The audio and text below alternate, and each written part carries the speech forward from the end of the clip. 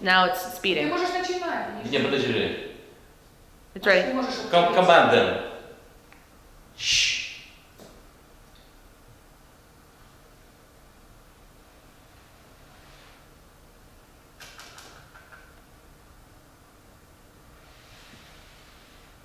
Miss Fairfax.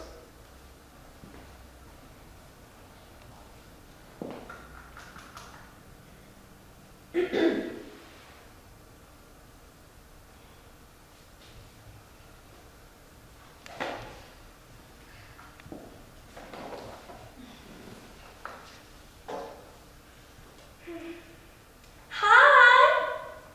My name is Cicely Cardew. Cicely Cardew? What a very sweet name. Something tells me we're going to be great friends. I like you already more than I can say. My first impressions of people are never wrong. It's nice that you like me so much. After we have known each other such a short time. I may call you Cicely, may I not? Sure, that's my name. And you will always call me Gwendolyn, won't you? If that's your name, that is all quite settled, is it not? You said it. Perhaps this might be a favorable opportunity for my mentioning who I am. My father is Lord Bracknell. You have never heard of Papa, I suppose? Oh no. Outside the family circle, Papa, I am glad to say, is entirely unknown. I think that is quiet as it should be.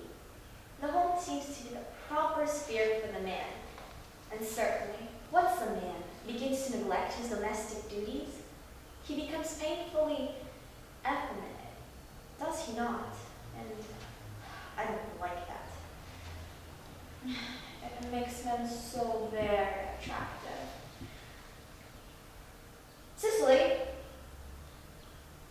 Mama, whose views on education are remarkably strict, has brought me up to be extremely short-sighted. It is part of her system. So, do you mind my looking at you through my glasses? Oh, hell no, Gwen. I'm very excited about being looked at.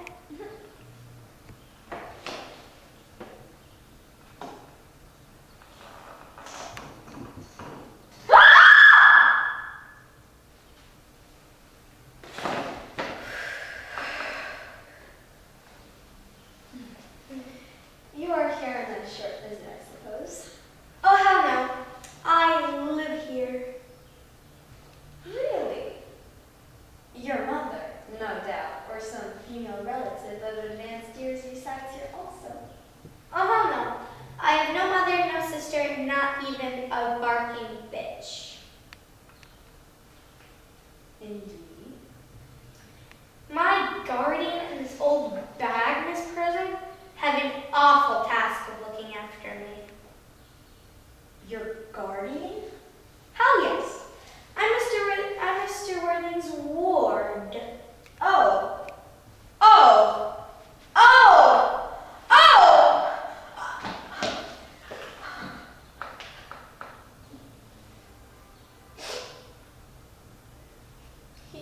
He never mentioned to me that he had a ward. How secretive of him.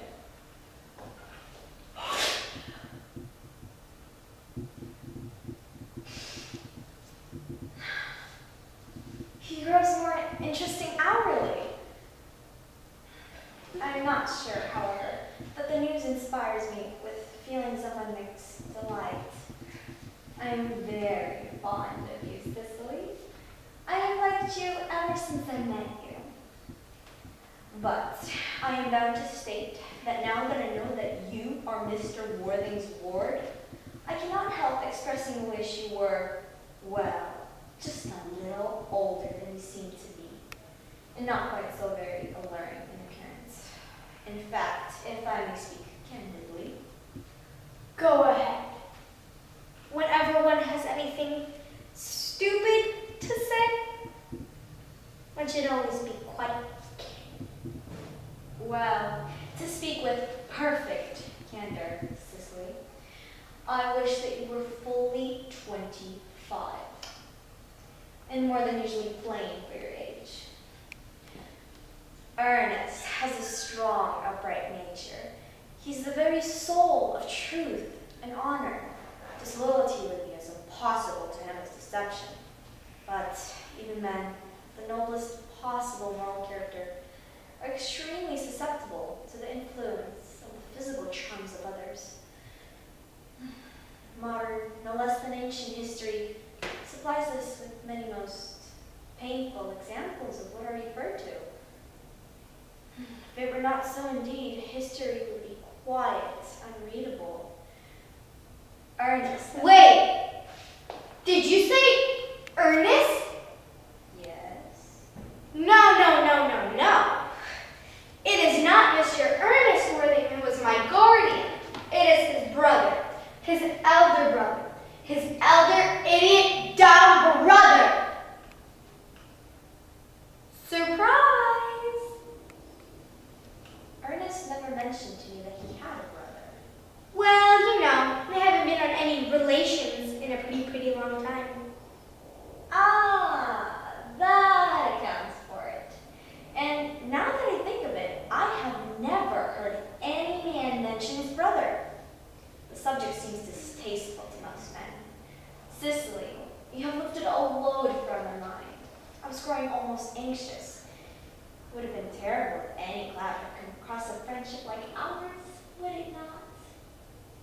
Of course, you are quite sure it is not Mr. Ernest Worthing who is your guardian.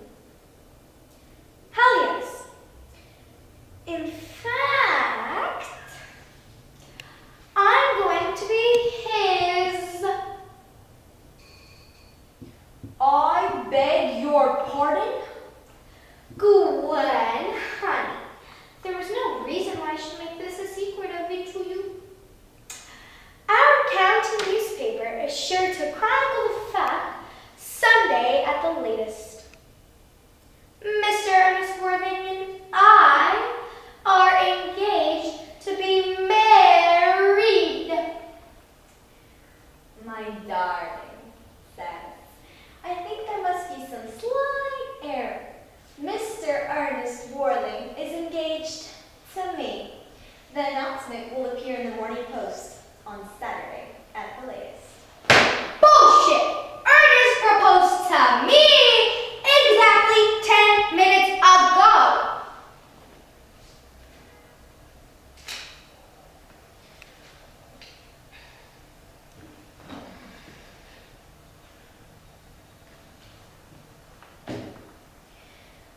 It is certainly very curious, for he asked me to be his wife yesterday afternoon at 5:30. If you would care to verify the incident, pray do so.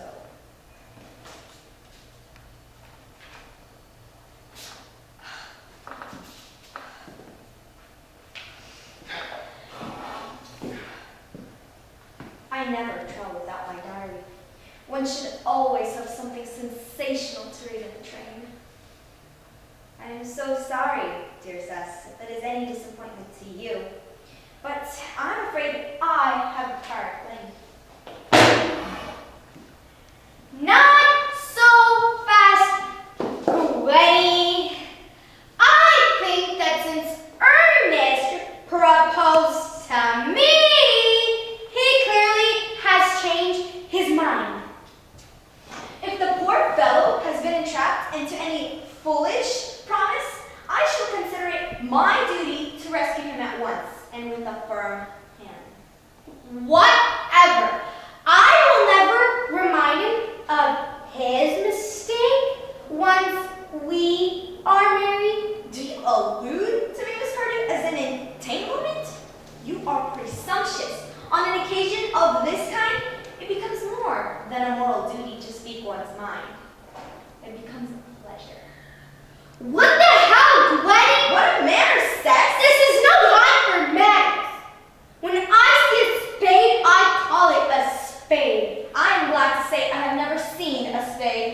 It is obvious our social spheres have been widely different.